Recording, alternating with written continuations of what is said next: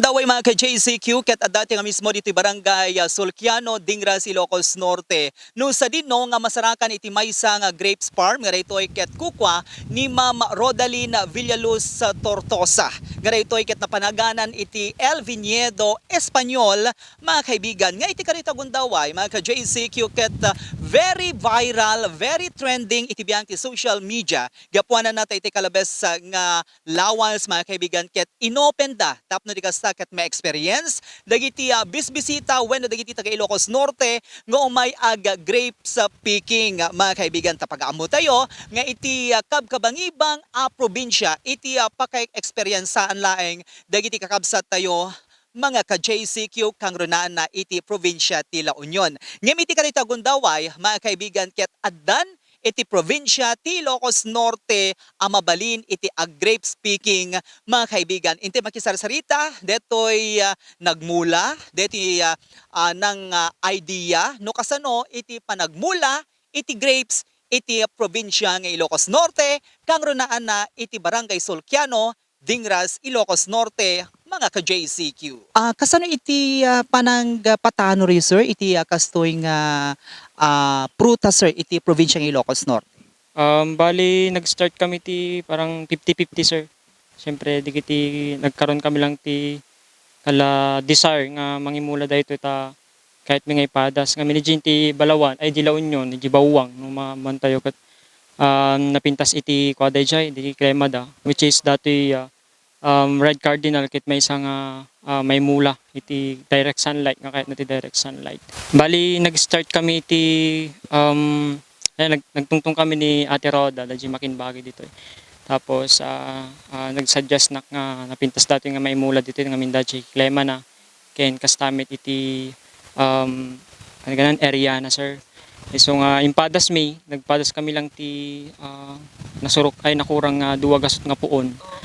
Tapos ket nagbalimot sir na nag-start kami nga tinaripato tas na pinadakkel mi tapos no mapansin nyo so nang adagiti types ti pinagpadakkel iti grapes ket adagiti T-type or dagiti nakatreles suna. So dati ti na idea mi ngaming tapno kasta ket makapag-picture dagiti tattao. Ngayon tapos adagiti kalapan nubok mo siyempre kasla tao mo't laeng. Dagiti bagyo, dagiti weather kami ket aglami agbara. So adu ti sakit nga mabalin nga i-adapt dati nga grapes tayo. So di ayan tultuloy kami mat nga nagre-research ken kastamit nagbubuhay dagiti dagiti agpatpatubo mo ti ubas ken kastamit din naggatangan mi ket dagiti suggestion nang obraen mi tapno kasta ket manapintas ti pinagdakkel na. Sir, ana nga tawen or ana nga bulan idi imula yu dagitoy nga klase iti ubas? Siguro last year sir, bali 1 year and 4 months na itaan. So bali nagbunga so na idi nga mahangkong nga pinatuloy sir. Babatit pa dagiti fruiting canes na. So kinakailangan kami nga dapat ready di fruiting canes na sir tapno dakkel mo ti may bunga na sir. Sir, anang variety detoy klase nga ubas iti na imula iti farm you sir? Okay, dati ket matawag nga red cardinal sir, ti variety na datoy. So hanso na nga seedless, ando bukolan so nang nasamit so na sir. So swak na swak detoy klima ken detoy daga detoy na Bali ni sinurvey mi dati dagana napintas ta sandilum dati dagana. So napintas para dati nga grapes. Sir. Sir, ana nga bulan iti panagbunga iti kastoy nga varieties? So dati nga variety sir ket depende kanyam sir no kaya mga pagbungaan ngamin dati kala tapno nagbunga so na dati ubraem sir. So kunyari Dati may apply nga fertilizer? awan mo sir depende lat tamot no nya ti pinang-serve dati pa na. So bali no kaya mo pagbungaan sir ket ikatom lang dagiti bulong na ipron mo kunada. So no once nga naika mo dagiti bulong nan agbunga mo tun so na sir. So kaslang adda iti technique na sir tapno ti kasta kat mapagbunga yo? Sir adu ti technique na sir nga tapno kasta ket agbunga so na. Sir. So sir, anya dagiti isa alang-alang tayo kadagiti umay grape speaking ta makita tayo nga ti Facebook ket adu dagiti agi-share so anya dagiti kaslang isa alang-alang yung sir tapno di kasta ket ma-maintain ti kinadalus ken of course deti hangag pauyo digiti ubas. Siguro sir, awan mo ti kuang siguro digiti viewers digiti kahit na umay kahit pasensya ngamin ka limited lang suna.